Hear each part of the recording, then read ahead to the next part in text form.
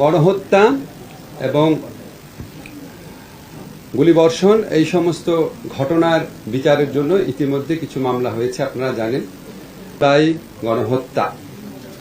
জুলাই গণহত্যা বলতে আমি অগাস্টের প্রথম 5 দিনের গণহত্যার কথা বোঝাচ্ছি।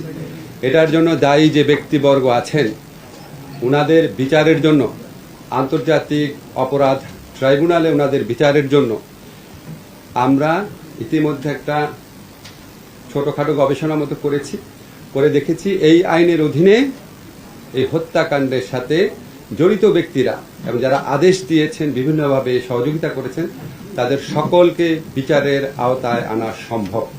এই ইনভেস্টিগেশনের ক্ষেত্রে এটা আমরা জাতিসংঘের তত্ত্বাবধানে করার চেষ্টা করছি। জাতিসংঘ থেকে আমাদের বারবার সহযোগিতার আশ্বাস দেওয়া হয়েছে। আমরা বিচারের সত্যিকারের স্বচ্ছতা, নিরপেক্ষতা